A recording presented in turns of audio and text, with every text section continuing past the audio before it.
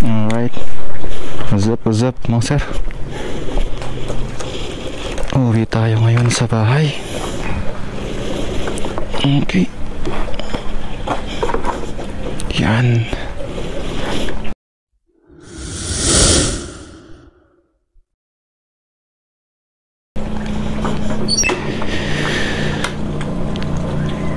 Dito ako ngayon sa bahay ng tito ko.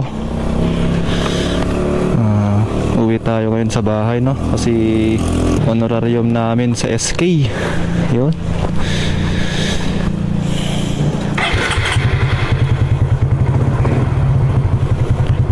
Okay, let's go.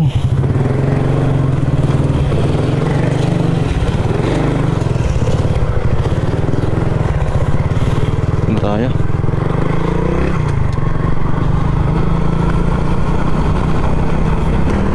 Okay, what's up mga sir? Woo! Summer na naman. Sobrang init na. Buti na lang umaraw na mga sir. Goods na to para tanim naming palay sa thesis medyo maganda-ganda yung pagkatubo or yung paglaki niya soon mga sir.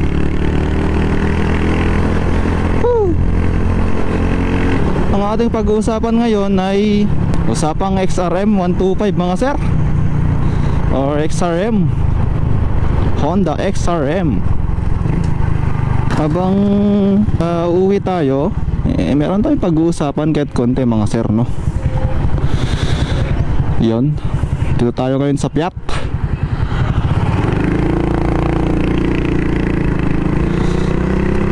Dito tayo ngayon sa Piat. Uy, may checkpoint. Ayan may checkpoint.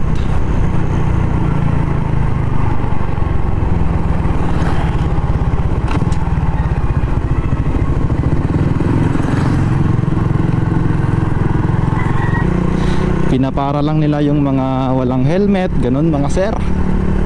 Kadalasan may LTO, mga nagche-checkpoint dito sa Piat Yun. Maganda ba ang kumuha ng XRM 125 FI ngayong 2025 ngayong taong 2025. So ang ating motor ngayon, ating XRM 125 FI na digital version magtatatlong taon na sa atin to mga sir. Nakuha ko lang to installment noong 2022. Na-release noong 2022 mga sir, nung bago ako graduate sa senior high school At ngayong 2025 mafu-fully paid na natin siya. 2 months na lang. So March ngayon, March hanggang April na lang mga sir yung babayaran ko sa motor na to. Tsaka madami na ring napagdaanan to, mga experience mga sir. Nung graduate ako sa senior high school, sobrang ko, kung saan ako pumupunta kasi nga first time magkaroon ng motor. Yung mga barkada ko, kung saan pumupunta mga sir Meron pang time nun na nabundol tayo ng motor na may kulong-kulong. Meron na siyang crack sa likod sa tail light. Medyo lasing kasi yung nag-drive ng kulong-kulong nun nung motor. Pero hindi naman ganong may dali yung ating motor nung medyo bago pa yun nun. At ang nagustuhan ko dito mga sir sa ating XRM 125 FI na digital model sobrang tipid talaga sa gas. Talagang matipid ang XRM sa gas mga sir.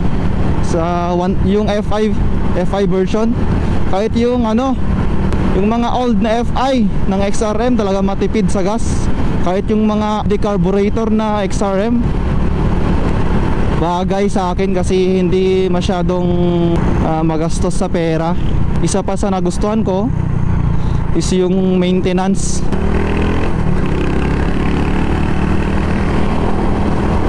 Diyan ko kinuha yung motor ko dun sa motor line So yung pangalawang nagustuhan ko mga sir sa ating motor, yung kanyang maintenance. Mura lang yung maintenance ng ating motor, no? Yung kanyang oil, pag-change oil, pagastos lang ako ng mga around 200 plus sa kanyang oil, no? Yung Honda oil, yung gamit kong oil sa ating motor. Yung Honda oil lang, Honda Gold, yung 10 tapos 30 yung MH nya. Yun palagi kong ginagamit mga sir. At okay naman siya, no? Isa pa sa nagustuhan ko ay yung kanyang looks, no? Maporma naman talaga ang XRM mga sir. So, nasa inyo na kung anong mas maporma, yung old na XRM or yung digital, no? Parehas na maporma mga sir, no? Ang 2021 model lang ng XRM ay ano na, digital version na. Ayan, digital panel. Ang disadvantage lang kasi ng 2021 model, no? Tinanggal nila yung kanyang gear indicator. Kaya nung nilabas natin to sa kasa, no, mga pangapapa ako sa kanyang gear kasi nga wala nga siyang gear indicator mga sir. Mayroong time nun na nagkakamali ako ng pag-shift ng motor ng aking gear mga sir. Minsan na-neutral ko siya sa gitna ng daan. Habang tumatagal naman sa paggamit, magtatatlong taon na sa akin to, gamay na gamay ko na yung kanya pag-shift ng gear mga sir. Kahit hindi mo makita sa panel niya, mararamdaman mo na kasi nga nasanay ka na, no, na walang gear. Sa old na XRM, meron siyang gear indicator mga sir. Tapos analog pa kasi yung panel ng 2020 version pababa, no, ng XRM. Ating side mirror bumababa, no? Kasi yung vibration naapektuhan yung side mirror natin. Ang isang nagustuhan ko pa mga sir sa ating motor, syempre mapa highway man yan, mapa off-road, talagang pumapalag or kayang-kaya ng ating XRM, no? Kaya goods na goods din to pang trail, ganon mga sir, no? Ng pinsan ko.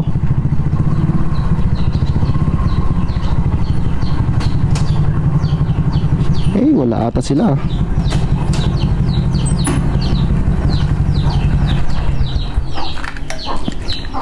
Anong oras na ba? Yun, no? Tapos 4 na. Ming! Musta ka, Ming? Bakit nandyan ka? Miss ko na tong pusa ko. Liit-liit. Maliit pa tong pusa ko eh. Hello, Ming! Ming, Ming, Ming, Ming. Diyan ka. Gutom yung atong alaga. Pakanin nga natin. Babayawan naman.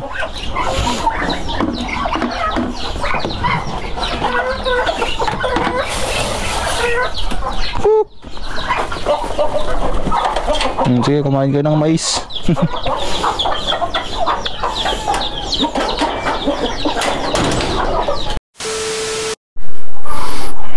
Okay. So, what's up? Tapos na yung honorarium namin. Uwi na tayo sa Piat mga sir. Ayan, oras na. Time check 6:43 PM.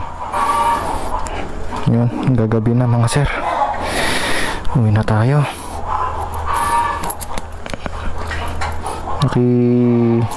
Dalo pa tayo sa birthday ng pamangkin ko kanina. Inuwi na. Alright, gabi na mga sir. Bye bye Ming Ming. Bye. Bye bye.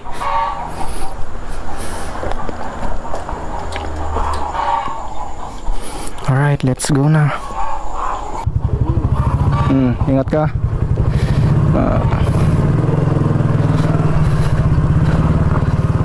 On.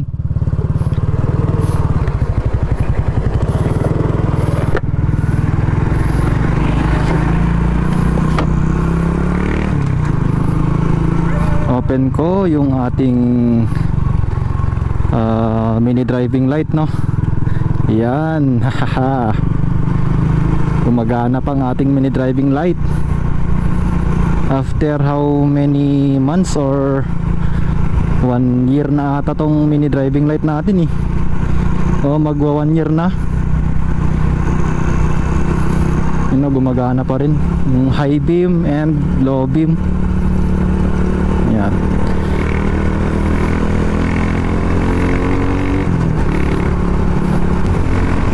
Laking tulong talaga tong mini driving light sa ating motor, no? Kasi nga sobrang mahina ang ating headlight ng motor natin, no? Sobrang hina. Kaya nagpakabit tayo ng mini driving light. Siguro mga 9 months na tong mini driving light natin, no? At okay pa naman siya. So yung brand na nabili natin noon na mini driving light is DRX F06 ata yun na brand.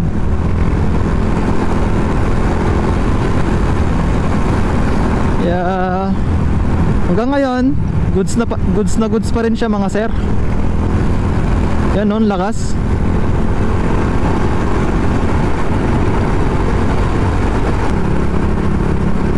Kaya kung para sa akin, kung sulit pa bang bumili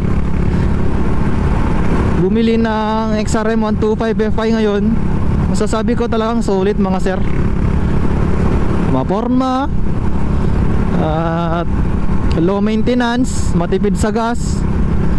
Pero nakadepende na rin sa inyo mga sir yung throttle habit nyo, no? Pero para sa akin, hindi naman ako nag-racing, no? Isama mo na rin yung maraming parts sa mga motor shop, no? Marami siyang parts sa mga motor shop tong XRM natin.